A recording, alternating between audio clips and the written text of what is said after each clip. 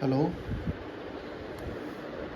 Um, this is a simple project for an alarm clock where we have used first of all we'll go through the HTML part of this. This is a simple HTML.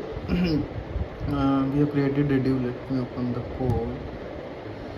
Uh, clock.html. Okay. Here we have created a div, and this one is the clock. This is complete clock, and we have just added simple styles on body to keep it on center, on center on the frame. Other than that, there are just simple divs. This with id time is just for the time, and this particular div is for select date and select time. These kind of simple things, correct? And we have also used flex to display one below the other on this input row. If we go through the styles, like this thing we have added on the body tag, where we have used justify content center, line item center, just to keep all the content on the center, correct? And these all are the basic CSS, text alignment and other things. And this shadow part, correct? This shadow part we have used to show, like, if you can observe, there is a shadow around the box, like, or around this container. Okay, other than that, everything is in simple CSS. Let's jump to the script. What we did is, for all the container elements we have fetched using get element by id, or we can do the same by query selector also, but for now I have used get element by id. Okay, and also I have taken reference it from Geeks for Geeks also. Here we have let's first go for this time. Actually, we are showing this time by using set interval method. If you can scroll down, here I have written set interval method for time change function.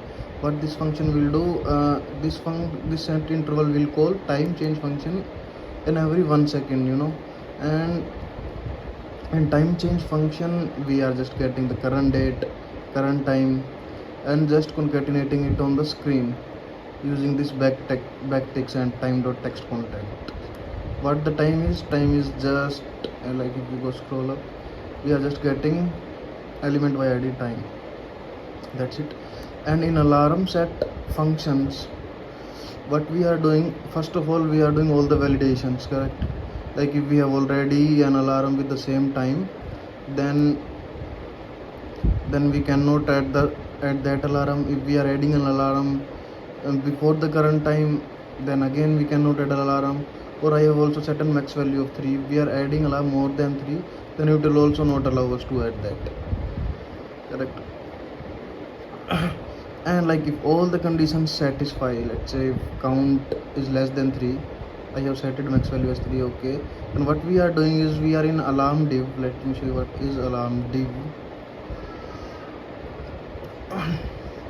Here only we have created an element, and here what we are doing, we are just adding a span using inner HTML.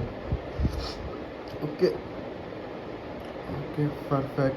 And other than that, let me run this one. Let's say I'm adding 15th is the current date, I'm adding for it 27th. Let it be. If we had a set alarm, we can see an row inserted with a delete button. This row is displayed by alarm time array.